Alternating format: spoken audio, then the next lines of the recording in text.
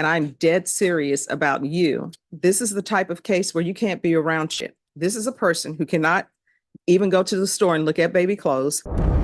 Justice served or justice failed? CR 7445, State of Texas versus Troy Daniel Harris. Can I have parties announced for the record for the state? Defense? Rafael Leal for Troy Harris. Are you Mr. Harris? Yes, ma'am.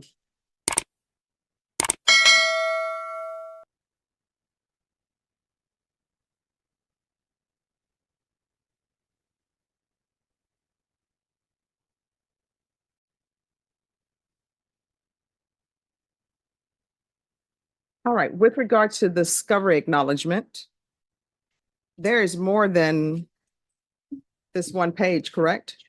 So just like that little notation at the kind of quarter way down, I showed council the index. I had staff with the DA's office run up to the 5th floor real quick. We were having some technical difficulties. So I showed council the index, less than 1 page. And so council reviewed it. And so that's why we both initialed that compliant. We had complied with the discovery. All right.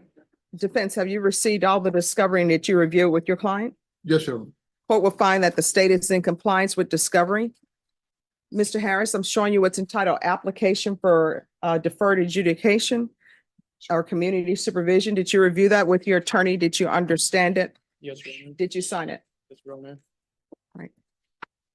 Next, I'm showing you what's entitled true bill of indictment. Did you review that with your attorney? Did you understand it? Yes, Your Honor. Counsel, do you waive the reading of the indictment? Yes, sir. State, are you proceeding on the indictment as presented We are, Your Honor. on both counts? The 2 counts of the exposure.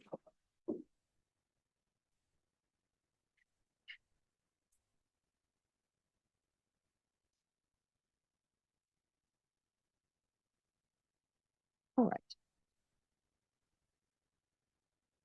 Showing you what's entitled court's admonishments and defendants, waivers and affidavit of admonitions. Did you review that with your attorney? Did you understand it? Did you sign it in all the appropriate places? Yes, Your Honor. Did you understand in count 1 and count 2, you're charged with indecency with both of those are 3rd-degree felonies. Range of punishment is anywhere from 2 to 10 years in prison and up to a $10,000 fine. Did you understand? Yes, Your Honor. If you have a plea with the state, the court does not have to follow your plea.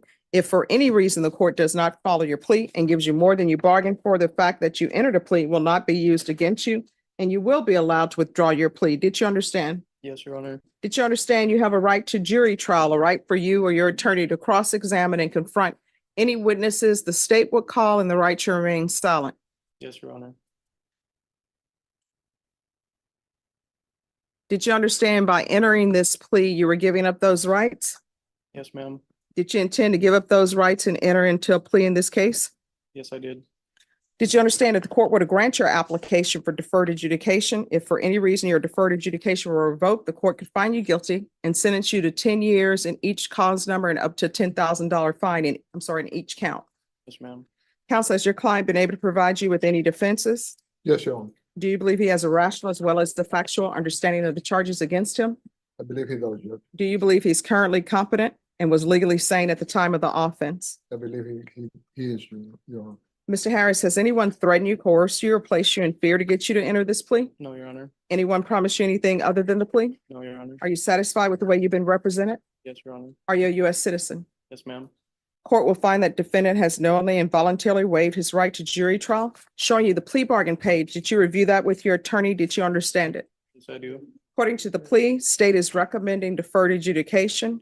There's to be Chapter 62 compliance and registration and no contact with the complainant. Did you understand that to be the plea? Yes. Defense, is that the plea? Yes, sir. State, is that the plea? Yes, Your Honor. Did you review the waiver of appeal paragraph with your attorney? Did you understand it? Did you sign it in both places? Yes, Your Honor. Did you understand by signing that you're waiving your right to appeal?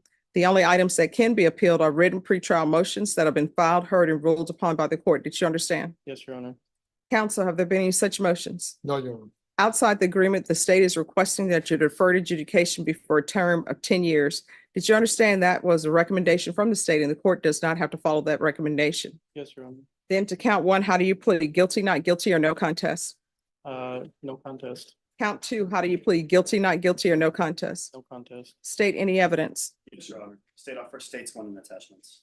No objection. Showing you what's entitled waiver and consent to stipulation of testimony and stipulations. Did you review that document with your attorney?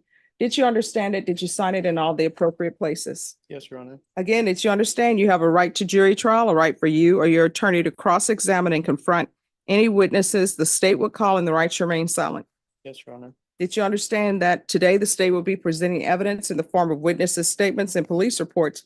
But most importantly, there will be no live testimony. Did you understand? Yes, Your Honor. Court will find that defendant has knowingly and voluntarily waived and consented to stipulation of testimony and stipulations. Court will accept into evidence states exhibits 1 and attachments and review the same. After reviewing states exhibits 1 and attachments, the court will find there is sufficient evidence to find you guilty of count 1 and count 2. The court will defer finding of guilt as you applied for deferred adjudication. Okay, why should I follow this agreement? So, Your Honor, there are multiple layers of potential issue with this case if it proceeded further. We had a chance to further review the nature of the statement that was provided by the defendant. Essentially, he admits to when the was around the age of diaper changes, he found himself being around. And so given both the age of the complainant time and with the memory and putting them on the stand and also the nature of like the statements, right? So of course, in the report, it says, admits to all these things, but if you look deeper, and we've had that opportunity to do so, diaper changes, found himself. The state wants this individual to be a registered sex for the rest of their life, but given the complications, both with the age and with the nature of the conduct that happened, we believe in conversation with counsel that this was the most appropriate offer we can make. All right, and have you all had discussions with the complainant's family? We have, Okay. All right. and we, in communication with the victim's family, I think we tried to present, again, just an open account of, again, kind of the layers that we saw had this case proceeded further. So again, with lifetime signer registration, that would follow this individual around. We believe that was incredibly important and pertinent to, again, both the issues that were presented and the defense's kind of discussions with us in private.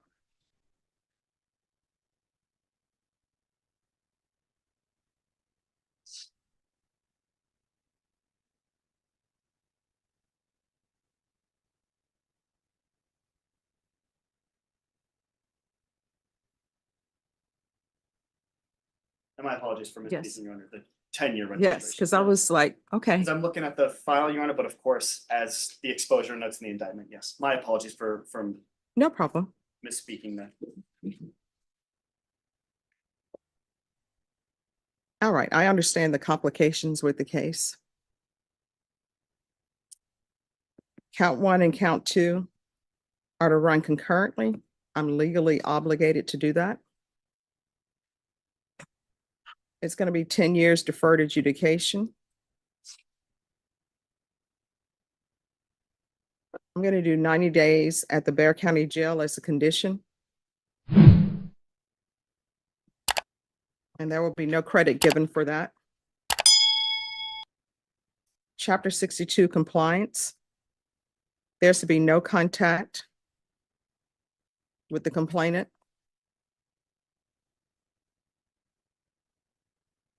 There's to be no contact with any minors. Chapter 62 registration. He's going to be on the sex offender caseload, of course.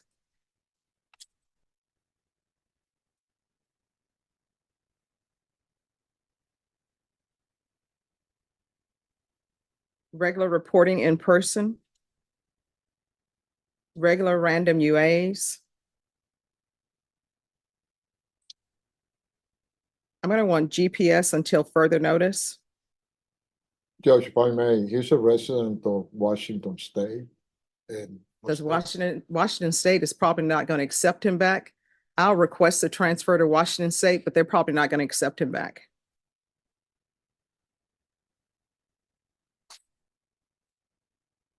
And isn't the complainant in Washington State? No, Your Honor. And what county is that? That I live in Washington, Mhm. Snohomish County, Your Honor. I'm sorry, what? Snohomish County. Spell that. SNOH or SNOHOMISH. Snohomish. S-O, SNOHOMISH. all right. Snohomish. Probation, you can see if they will accept him.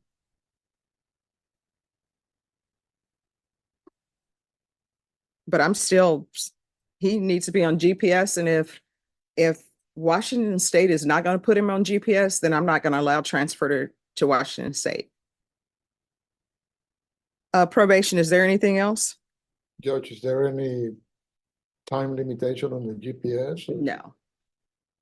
And let me just tell you why there's not a time limit on GPS, because there are so many women out here in this universe who will see that he's a registered sex or may not even investigate that he's a registered. And then the next thing you know what I'm gonna get back? Somebody's allowing him to babysit a talk. I don't even know if there's something, if this probation will help you, Mr. Harris. I mean, it's great that you confessed and turned yourself in, but this is the type of case where you can't be around shit, right? Can't change their clothes. There was a case I read once where somebody told everybody, this is a person who cannot even go to the store and look at baby clothes, can't change clothes, do not let them change their diapers, do not let them around it whatsoever. And you know what ended up happening?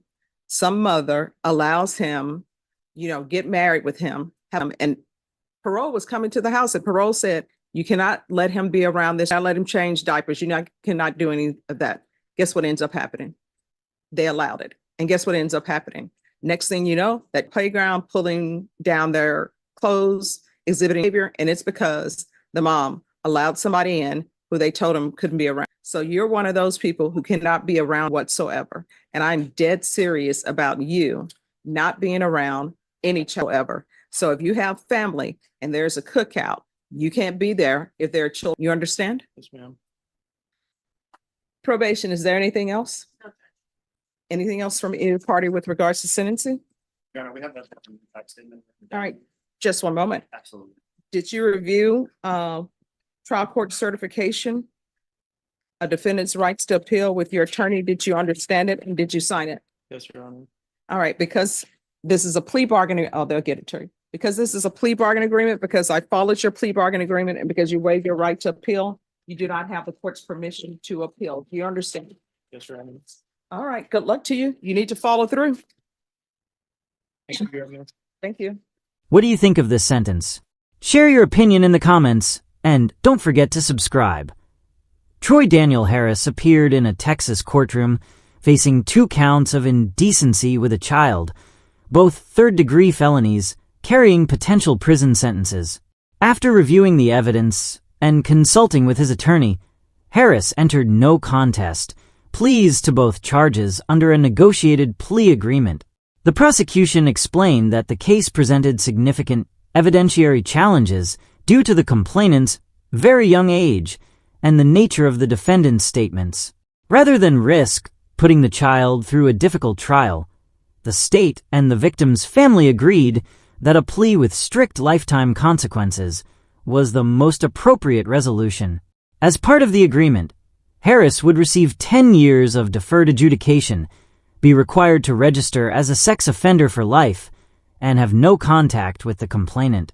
Although the judge accepted the plea bargain, she imposed several additional conditions to protect the public. Harris was ordered to serve 90 days in the Behar County Jail without credit for time served, remain on the sex offender caseload, submit to regular in-person reporting, random drug testing, and GPS monitoring, and have absolutely no contact with any minors. When defense counsel noted that Harris lived in Washington state and requested a transfer of supervision, the judge made it clear that no transfer would be approved unless Washington agreed to enforce GPS monitoring. She then delivered a stern warning, emphasizing that Harris should never be around children under any circumstances, sharing an example of how similar offenders had reoffended after families ignored supervision restrictions. The hearing concluded with the judge reminding Harris that because she accepted the negotiated plea agreement and he waived his appeal rights, he had no right to appeal the sentence. She ended the proceedings by urging him to comply with every condition of probation, stressing that public safety and the protection of children would remain the court's highest priority.